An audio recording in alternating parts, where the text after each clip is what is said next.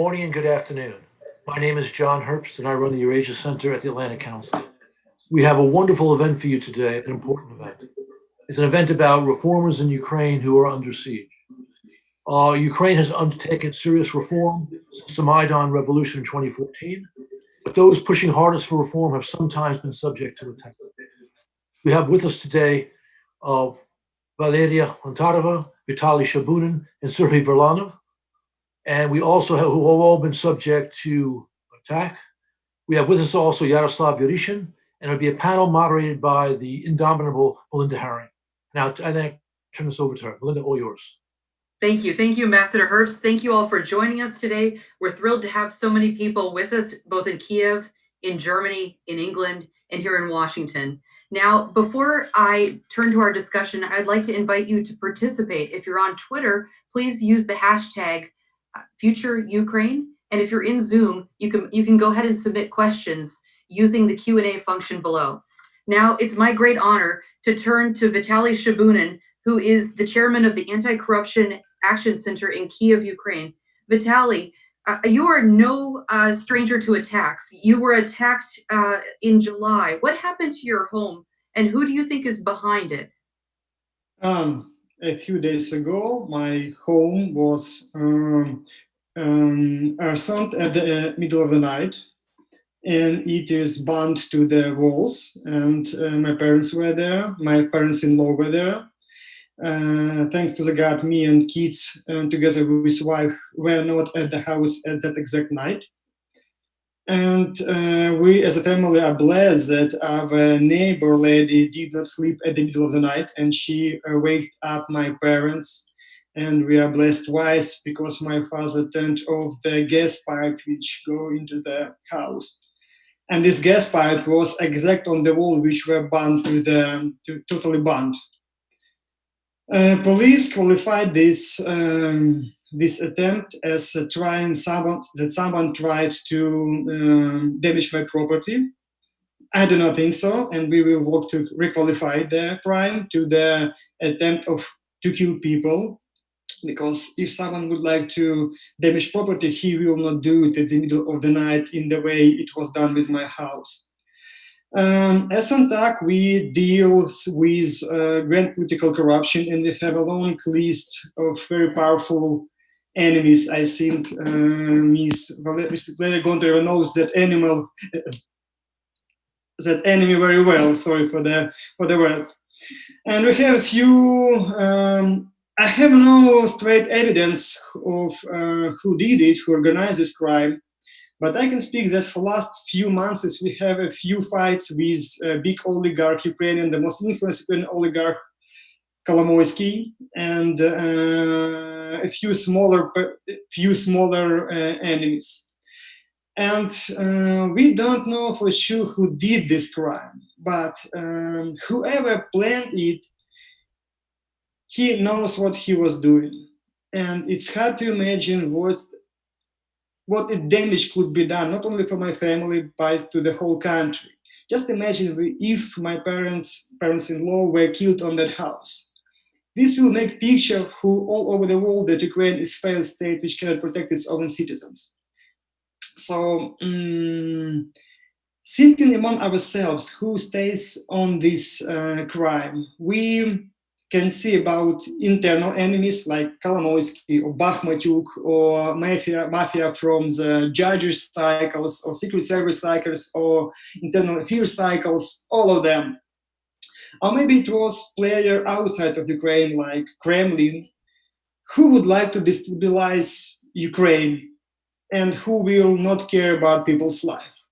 But the biggest threat for us as activists and for country is that we clearly see like the most influential Ukrainian oligarch Kolomoisky clearly plays with Russian agents in the parliament and in the media.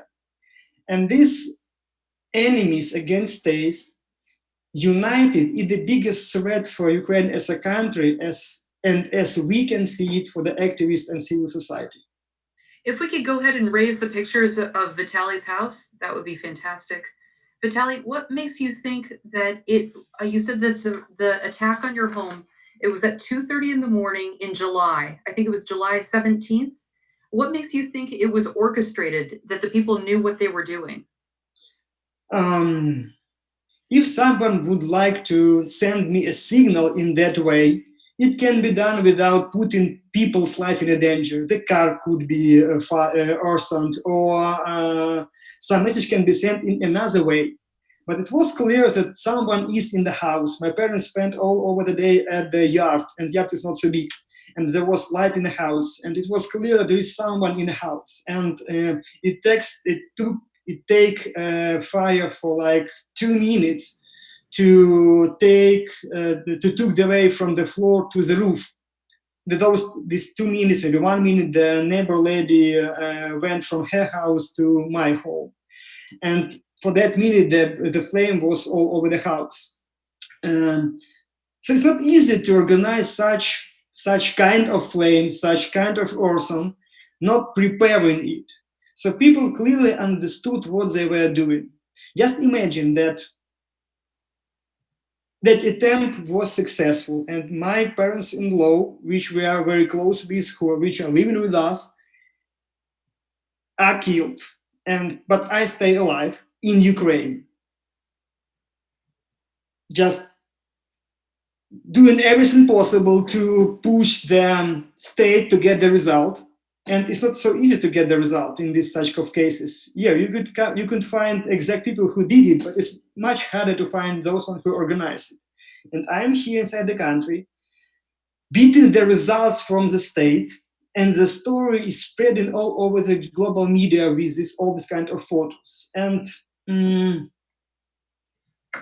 as for me, it's clearly organized in the way that someone should be killed there, and only because, with the help of God, the attempt failed. Yeah, I'm so grateful that your neighbor was awake. I mean, the attack So do was. I. Why were you? And I understand you have 2 children. Why were you not at your house at 2:30 in the morning? Where were you?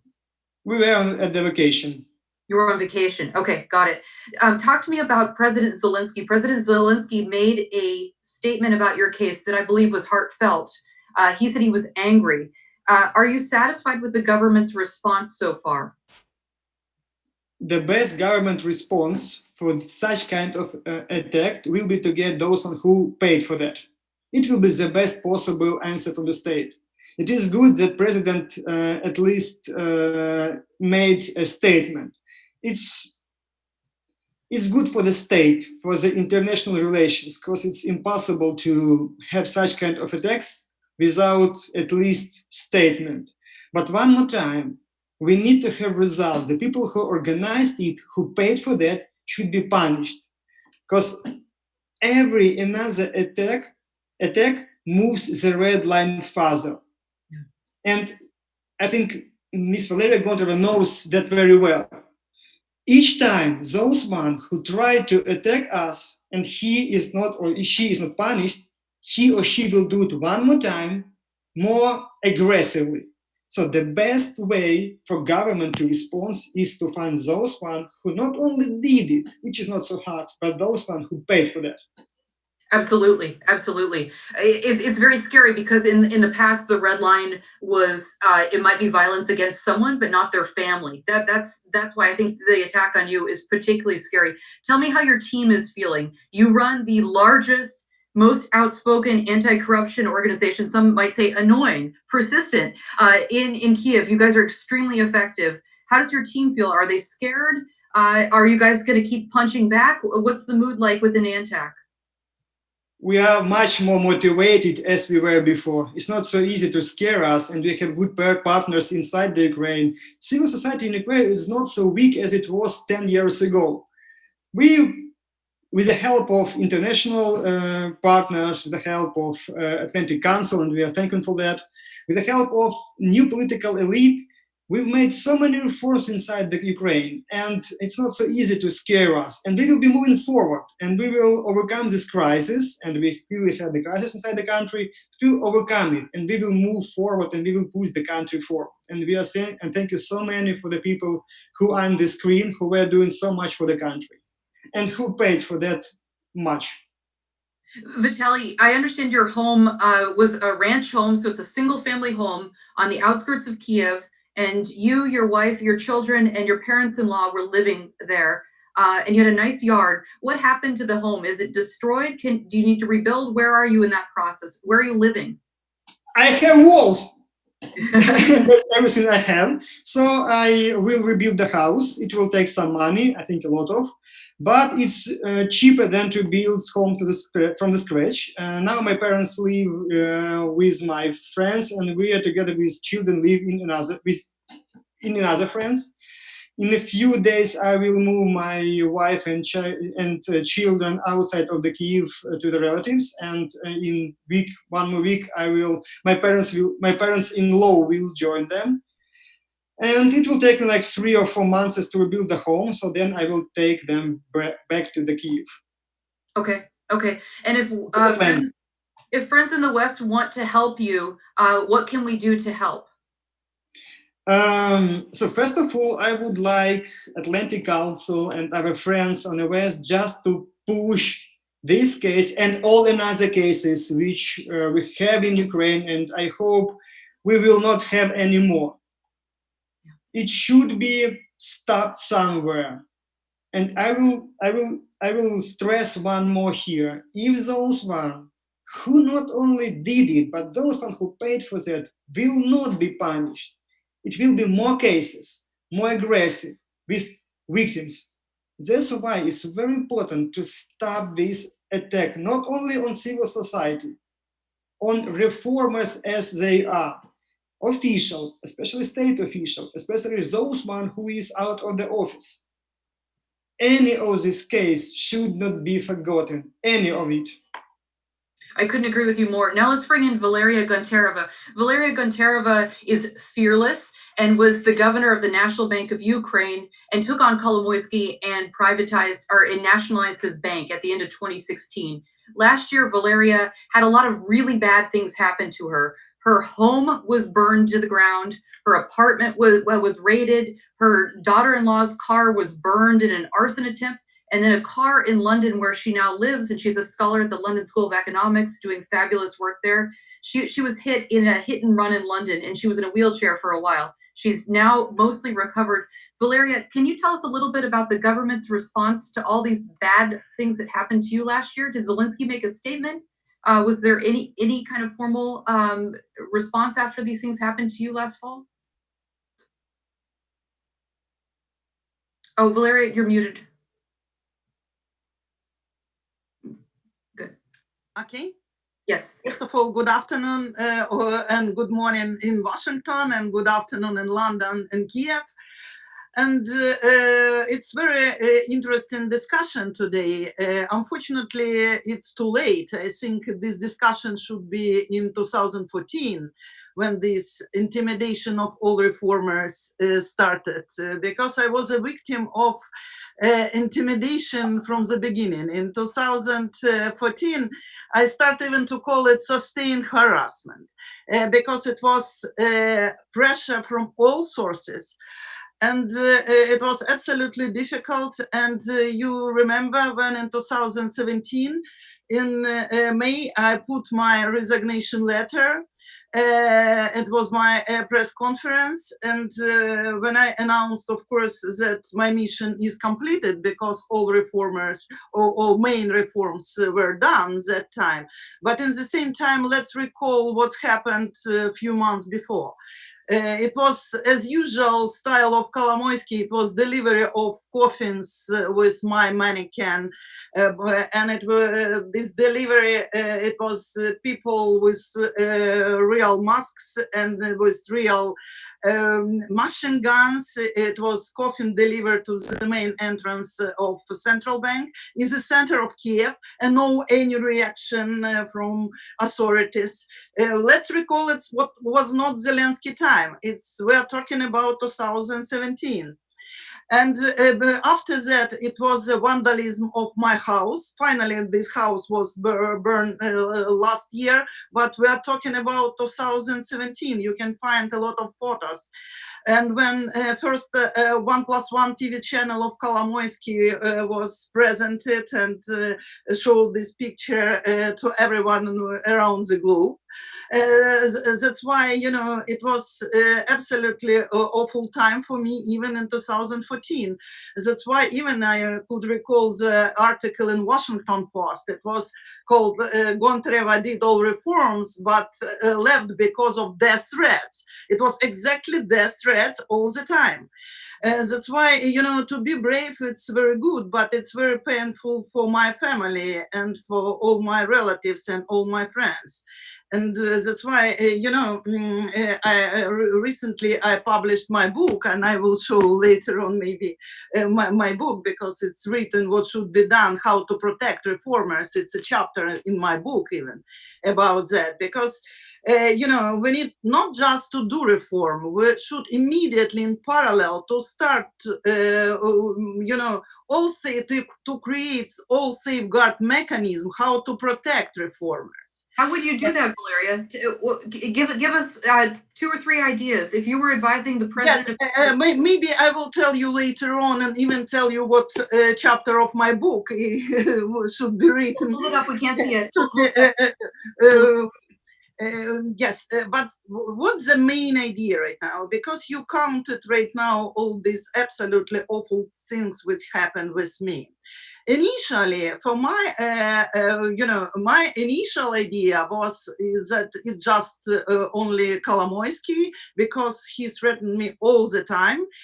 After the new presidential election, and when Zelenskyy won, of course, Kolomoisky, became very, very active. He started to threaten me this and there. In all his public interview, half of his public interview was just Gontareva, Gontareva, Gontareva. And it was absolutely unacceptable. It was even surveillance about my apartment in London. After it was cyber attack, which was created by his talking head Dubinsky. But at that time, Dubinsky was just a journalist of 1+1 channel. Right now, it's a shame, but he's a member of parliament, member of ruling party. He is also deputy chairman of banking committee. It's a shame for our country, definitely. But in April last year, in April, he created real cyber attack to London School of Economics. He sent thousands of letters with, of course, when he sent these letters, he signs that he is a journalist, but the text of this letter was simple. Gontareva is the biggest corruptioner. It's the biggest enemy of Ukraine, and all of that. It was thousands of messages. That's why this cyber attack, it was messages were distributed to all email addresses of LSE employees, and that's why the system of LSE was even broken. That's why when we are talking about crime, it's not just limited to Ukraine. It could happen everywhere, in Washington, in Kyiv, in London, everywhere. But the main interesting idea, maybe you didn't pay attention for this. In last year, end of last year, or maybe beginning of this year, it was a leak of information from State Investigation Bureau. It was a conversation between Mr. Roman Truba, maybe you remember this, Roman Truba, and his deputy. And it was exactly the conversation happened 5th of September. Mm-hmm. This conversation was about how to, I will even tell you, it was called tactical psychological pressure to Gontareva. Tactical psychological pressure. It means that everything was created. It was not happened by chance or by one practical oligarch. It was like an organized group of doing all of that. And next day, a car of my son and my daughter-in-law was blown up. In few days, it was a search of my apartment in the center of Kyiv, when 10 big men with machine guns in a black masks, they, broken the door of my apartment by a crowbar, yes, without any documents, without calling to my lawyers or to members of my family, because we could easily open the door ourselves. It was the early morning. And before, for me, it was clear that everything was planned. Because, but the climax of all of that was the arson in 1 week, was the arson of my house. They burned my house to ashes. And I could tell you that because of records, video records everywhere around my house, it was recorded that my house was burned for 28 seconds, 28 seconds to because the bandits threw two big backpacks of fuel and after military fire. That's why if there could be some doubts about Vitaliy, who I have no doubts, of course, about arson of Vitaliy house. But if someone, in my case, it was even recorded how it's happened. And this absolutely the same technique was used to blow up the car of my son and my daughter-in-law, because it was, again, fuel, pack of fuel and military fire. Means you could not stop this fire. My house was burned to ash. But when we observe the leak of information from State Bureau of Investigation, we are talking about State Bureau of Investigation. You'd like them to investigate my case if it was planned by them. You know, when this leakage happened, next day the car, after that search of my apartment, after my apartment, next day was search in private bank, absolutely by the same State Bureau of Investigation. That's why it was planned actions. Valeria, have any of the crimes against you or your family been solved? And did the presidential administration make a statement last fall? Yes, the statement they did. Zelenskyy and Avakov did their statement. Absolutely the same copy and paste like Shabunin's statement. And what? 1 year after arson of my house. Where is the result? But how could be result if everything was organized? According to this leakage of information, it was clear that it was an order from presidential administration. In this leak of information, Truba is discussing all this. In Russian, it's called koshmarit, to do nightmares, you know, for some people. And but tactical psychological pressure, it's a literal translation of this record. Means it was ordered by administration of president. Yeah. Means, you know, no other doubt that it's not just one particular oligarch. It's a crime. Are you scared now? You've relocated to London. You're at the London School of Economics. You have been hit by a car. Both your legs were broken. Are you scared now? Do you have protection? No, of course, who could protect me? Do you know that when we are talking about safeguard mechanism, of course, we need to think about protection of reformers. And that's why it's very important. Unfortunately, lessons learned very late. Personally for me and for other reformers, because after the arson of my house, it was immediately my interview when I said that, believe me guys, it's not just about Gontareva. Of course it looks like vendetta or to Gontareva, but again it's intimidation and threats to all reformers, because today it's me, but all of you should recognize that you will be tomorrow.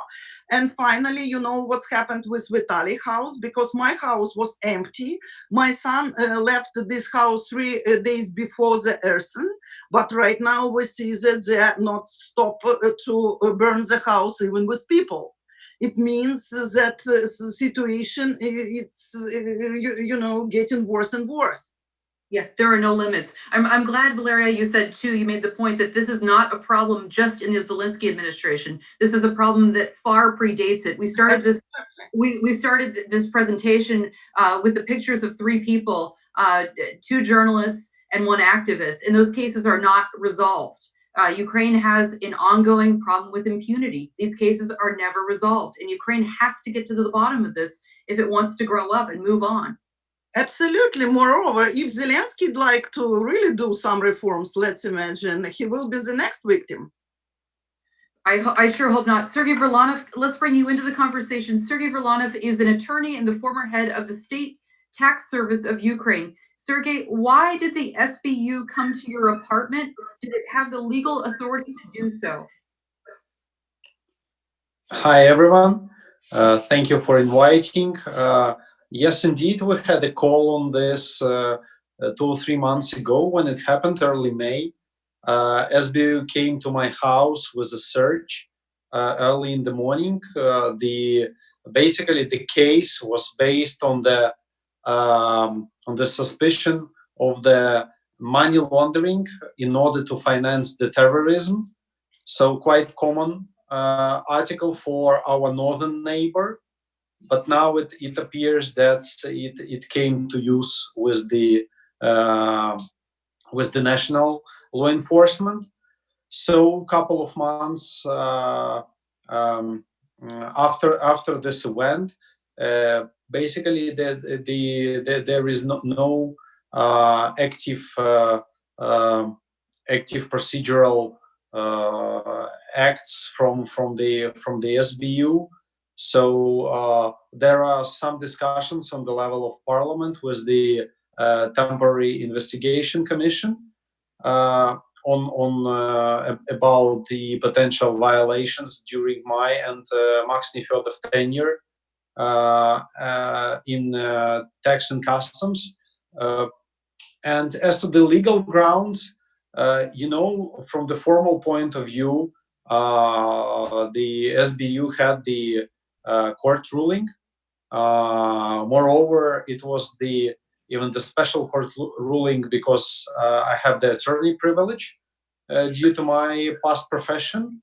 But still, it's not an issue in modern Ukraine to obtain any court decision from to search or seizure the documents. Did they find anything in your home, Sergey, to back up the allegation?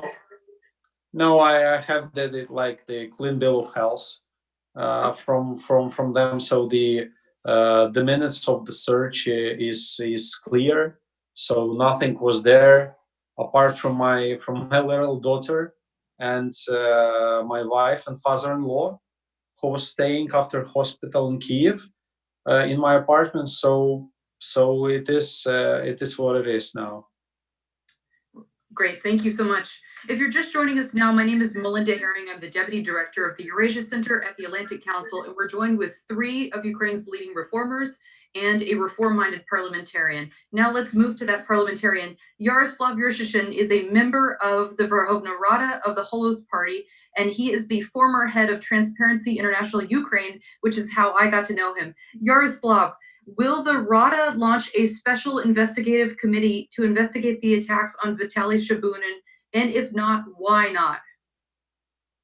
Thank you, Melinda, for this question. We don't have plan to create a special commission for Vitaliy case. We add Vitaliy case to planning of acting investigation commission which have named of Katerina Ganzuk, one of the leading activists from south of Ukraine who was killed after attack. It's a pity, but really we need to show a systematic pressure on civic activists, on reformists, because we have that. And it's a pity, but law enforcement agency, national police, State Bureau of Investigation, special security service in Ukraine not help to investigate these cases, and because of that we need create investigation commission in parliament. How it effective? I think not so, because for example we don't have special investigation planning in case of Valeria Gontareva or Serhiy Verlanov about pressure on our reformists, but we have investigation commission which launched by a majority. Holos don't have even presentators in this commission, which investigate how Valeria and Serhiy mislead the structure. So it's strange, but we as minority see that majority using investigation commission for pressure, not for help.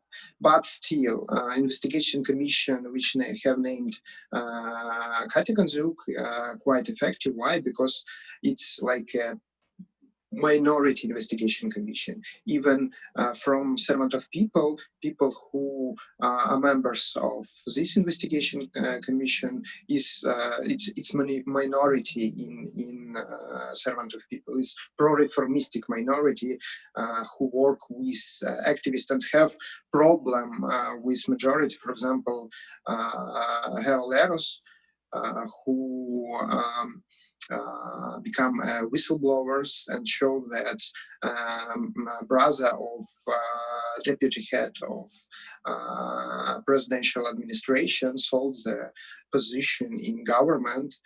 It was typed and shelved, but we don't have investigation in this case, but we have pressure from SBU on Leo Harris. So we added case of Vitaliy, and not only Vitaliy cases, because we only in summer we have 20 attacks on civic activists, on property of civic activists.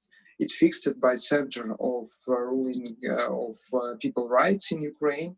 It's a pity, but yes, we have worse situation in the sphere of save people rights. First of all, civic activists. Yaroslav, can you say that again? You had 20 attacks on civil activists in Ukraine just for the month of, what was the time frame? 2 months in summer.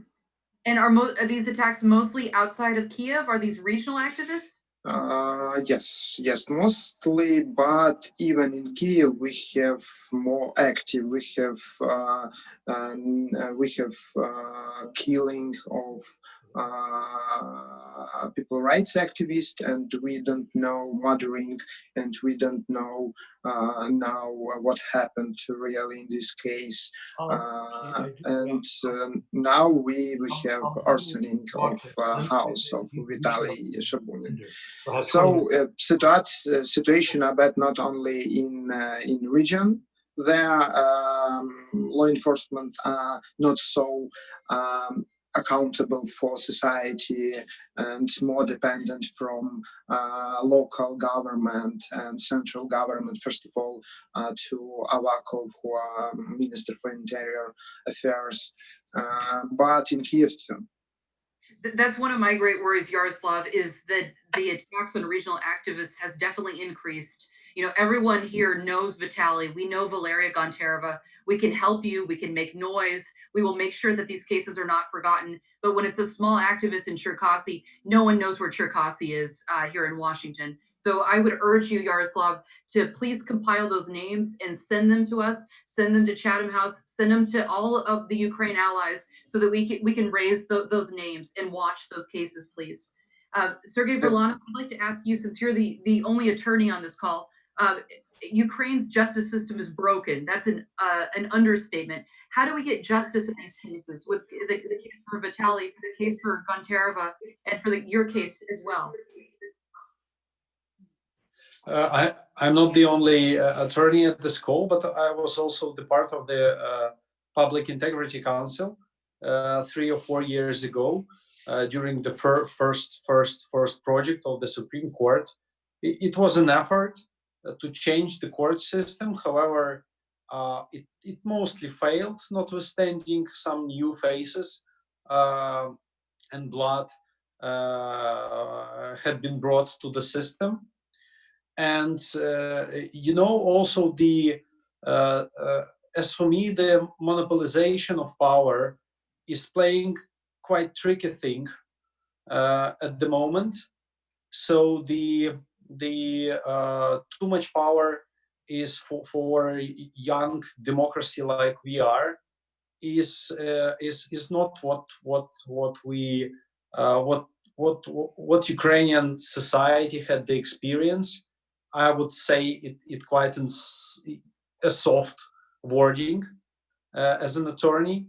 So, in my opinion, the recipe to bring justice is basically to relaunch the court and reform the court and the law enforcement, and to bring the more competitiveness into the politics life of Ukraine. I think Yaroslav may say more, and potentially we can do the other Zoom call on the local elections. But it lies in the real democratic process, which is fairly, I would say, under the great pressure of the oligarchs, Russia, and other vested interest as well. Thank you so much, Sergey. That was really well put. Vitaliy Shabunin, you've talked about Kolomoisky a lot, but you haven't talked very much about Arsen Avakov.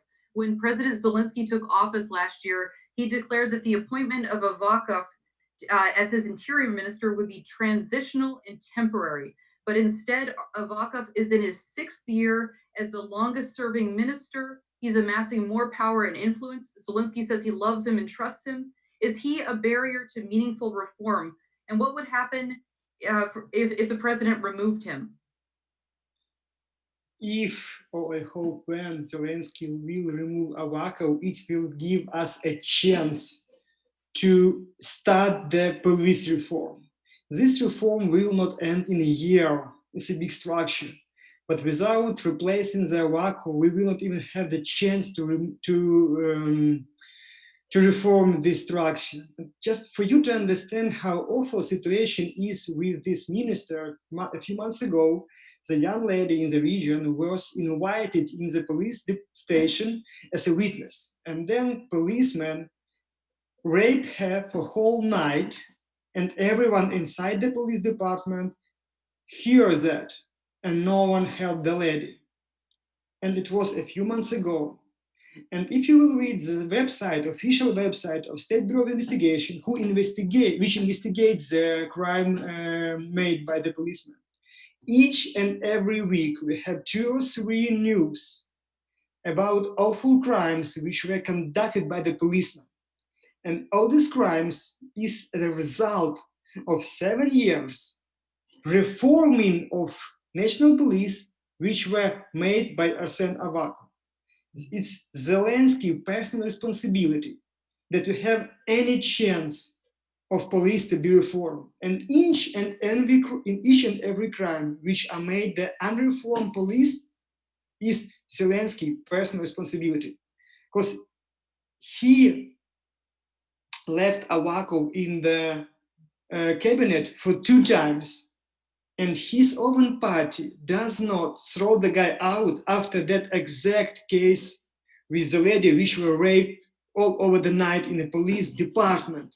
So I can't even imagine what other awful animal crime could be done by the police, Zelenskyy, to throw the guy out. And if we were asking Zelenskyy and his people, guys, what are you thinking about? Get rid of the guy. He's killing. Okay, if you're not thinking with values, he's killing your political numbers. What are you thinking about? And the answer is, okay, do you have anyone better than Avakov?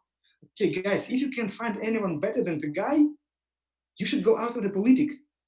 There are so many good people inside Ukraine. It's not 215 when they don't know the people who can do the stuff. There are so many guys inside the system in Ukraine. We have so many light-minded professionals inside the system, outside of the system. It's not a problem to find those ones who will reform the state. It's just a matter of political desire to have it, to do it. Thanks, Vitaliy. Yaroslav, any thoughts on Avakov?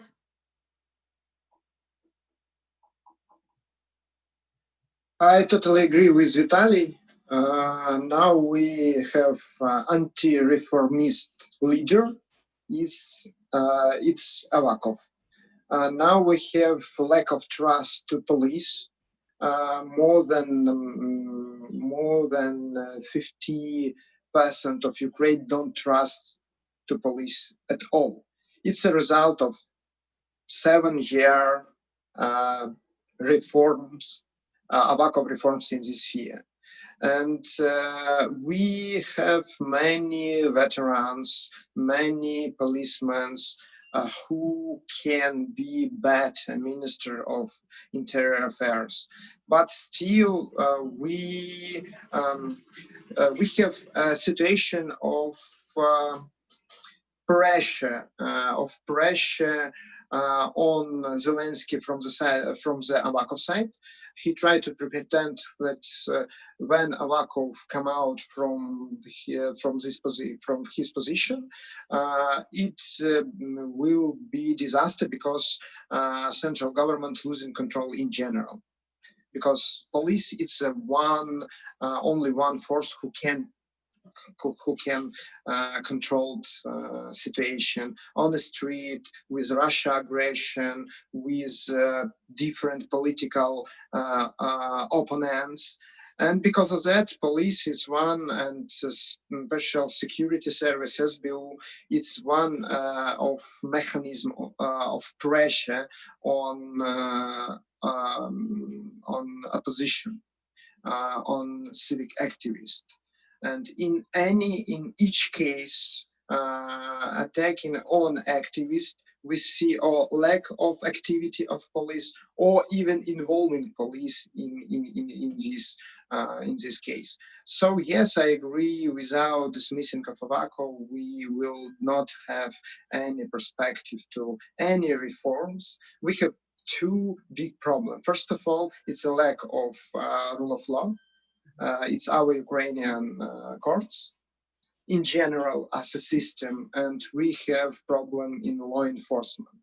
And still, after dismissing or firing, better say, of Yakov Smolny, who was in Valeria team and who was very independent in financial sphere, after dismissing of firing of all reformists like Max Nefedov, like Serhiy and others, now we have total control on in financial sphere and near total control in the sphere of law enforcement. Still, we have independent National Anti-Corruption Bureau, but we have day-by-day attack on this structure from Kolomoisky side, from Bakhmatyuk, other oligarchs side, and we don't have a strong law enforcement system who can help us and save not only activists but reformists too. Now our law enforcement agency using as a mechanism of this pressure, as he described previously. Thank you, Yaroslav. That's a really important point. So there's not very many reformers left standing in the government. You would be watching Nabu and Naftogaz. Are there any other places of people that you would be watching where you expect pressure to grow? We have some really good people in Ministry of Digitalization, but not. It's minority which saved because our government must to show some result in some sphere. But if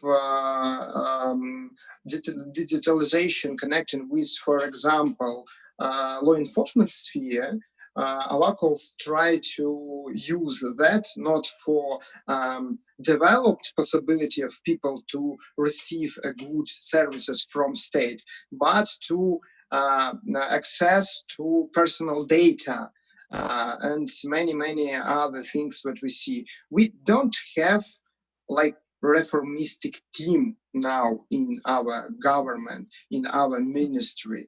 Now we have a few personal hero who try to do something, but we have a systematic attack on any reform. Prozoro under attack, NABU under attack, privatization under attack, first of all from oligarch side. Now we have a problem with localization in Prozoro. It's now it's look like we now in the end of Poroshenko time, when we don't have possibility to develop something, but we trying and our position become weak and weak to save what we create previously.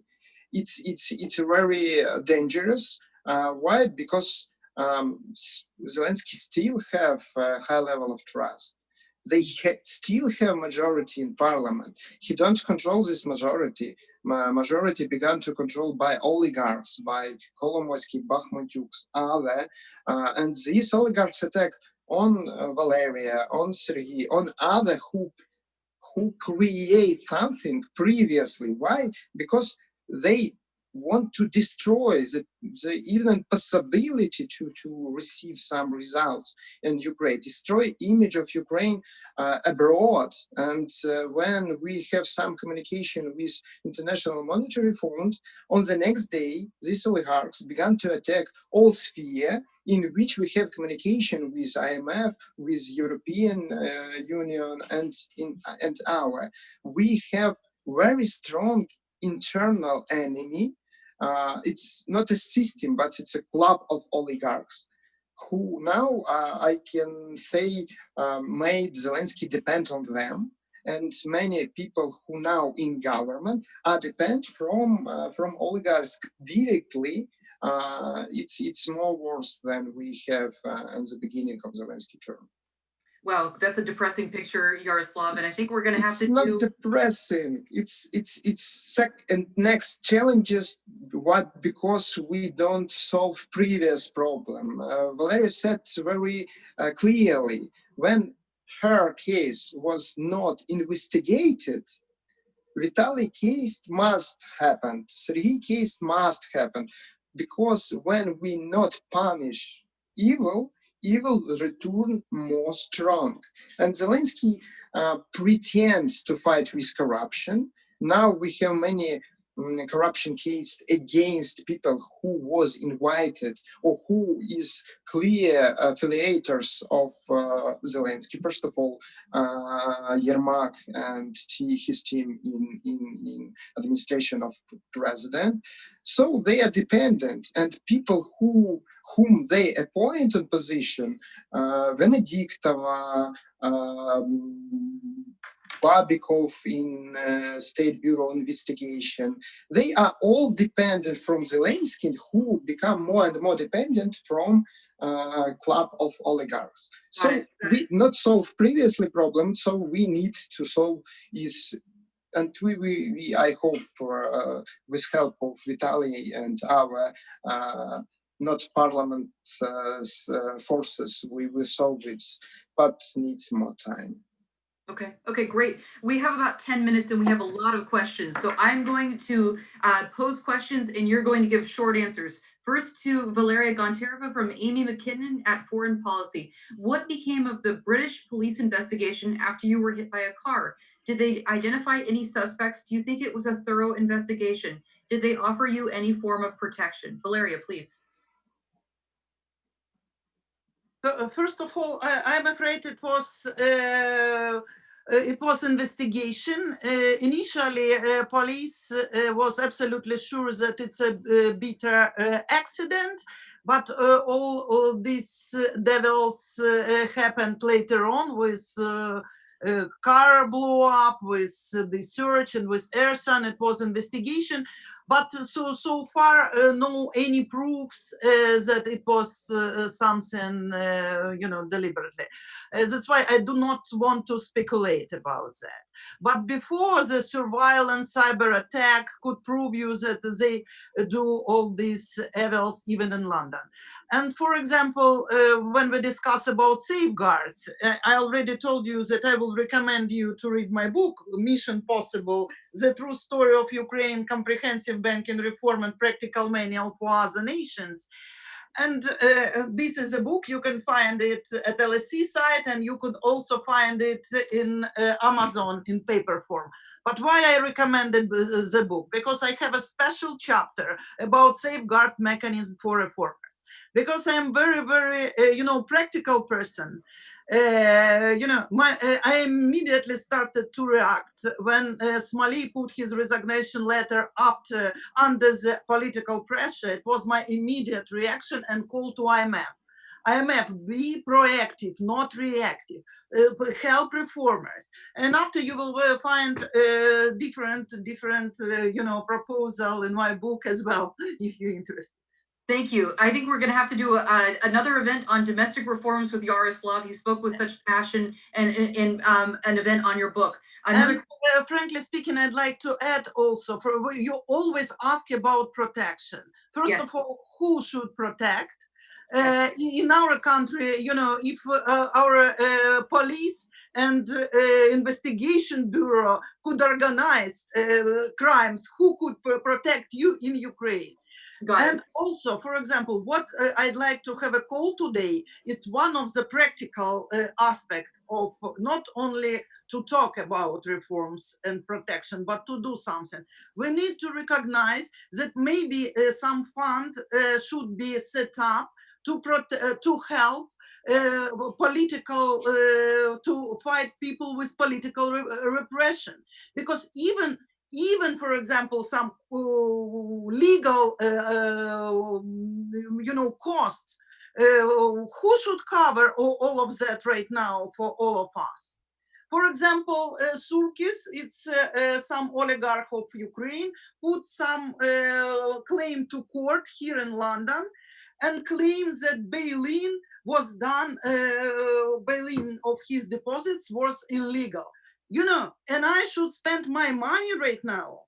And you could understand what kind of cost for lawyers here in London. Yep. Even without, I did properly my official professional duty in a central bank. And yes. Right now I have any protection, neither in Kyiv nor in London. Got it. Max Nefedov has made the same point. He said, why would a reformer want to go in? There's no reason to go in. All you're going to do is get hit with criminal charges. Okay, let's move on. Tom Firestone has a question. He wants to know, given the problems with Ukrainian law enforcement, have you given any thought to trying to get an international investigation of this case? Vitaliy, do you want to take that question? You're muted, Vitaliy. They have no procedure for that. Okay. Even the maybe if the prosecution office would like to and the police will support them, they will try to find the instrument, but they will ever want to do that. So okay. No chance for that. Vitaliy or Yaroslav, question for you. What has the OSCE done in relation to these attacks on activists? And what about the Rada Ombudsman? Has that office been effective at all? Vitaliy or Yaroslav? I can. Rada ombudsperson, because we have women on this position, are dependent. It's a Avakov team's person, which was appointed in the end of Poroshenko time. It was like a gift to Avakov from the Poroshenko side before the election. It's a problem because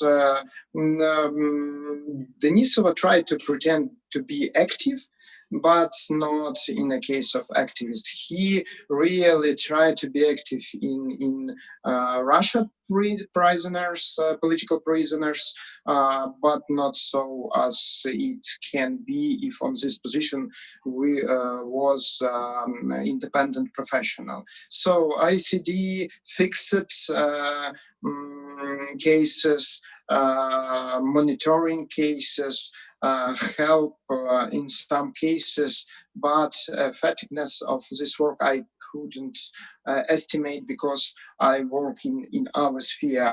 It's better to say to Lesya Matvienko or somebody from the center Zmina who work closely, but it's not enough in general. because even in Ukraine, to have a good judicially safe mechanism, we don't have. And activists, first of all, from Odessa region, from Kharkiv region, it's very difficult to find even good attorney in the process. So it's a big challenge. Thanks, Yaroslav. Question, Serhiy Verlanov, please jump in. Can you explain a bit more on why the supporters of oligarchs in an unreformed police and judiciary system seem to have gained the upper hand within the presidential administration? What is the president's thinking as you understand it? This is from Katie Fox at NDI. After Serhiy Verlanov, anyone else jump in? Quick answers, please. Go ahead, Sergey. Yeah, it's in my opinion, it was like very unfortunately quite natural having all the powers start, I would say, using it in order to achieve the goals. The goals may be different, but in today's circumstances, having like 95% of the same people that were working there previously, basically the law enforcement, I would say, in fact, controlling the higher power rather than vice versa. Great. Anyone else want to jump in? Yaroslav, Vitaliy? Vitaliy, go ahead. We have a tough language in IMF memorandum on judicial reform, which is a bit promising for us, but Zelenskyy signed the bill into the parliament on judicial reform which totally break the IMF wording. So we are trying to work on that, and there is a small hope we will have the better a new attempt on judicial reform on the autumn, at least if we would like to have this IMF money on that. Another question for you. Could the EU impose further sanctions on some of the oligarchs? Has it expressed any interest in doing so? Yaroslav or Vitaliy, do you know the answer to that? I don't think EU, sorry, I will stop and you will finish if you would like to. I don't think EU had the mechanism to do that. I would like it to have it. Moreover, if there is anything Ukrainian judges and law enforcement leaders afraid of, it's the visa ban and financial sanction against them. So I do understand there is no mechanism in EU state and in EU at all to have this visa ban. But if you would like to, if EU officials would like to help with that, it's not so hard to introduce such a mechanism because the money which are stolen in Ukraine is used outside of Ukraine, mostly in EU countries. So guys, if you would like to help us, just help us to stop our corruption officials here in Ukraine. Yaroslav, anything else from your side on that? I agree with Vitaliy. Monitoring of visa-free regime, working previously and work till now, and really problem is that European body needs partners in Ukraine. Just one partner, what we really have in these cases, it's National Anti-Corruption Bureau of Ukraine, which are under the pressure now. So save Nabu and behave. Well, we'll definitely be watching that. Thank you for joining us. We can't get to all of the questions. Thank you so much, Yaroslav, Vitaliy, Sergey, Valeria. May God be with you and protect you. We will be watching this. You are not alone. We will continue to amplify your voices.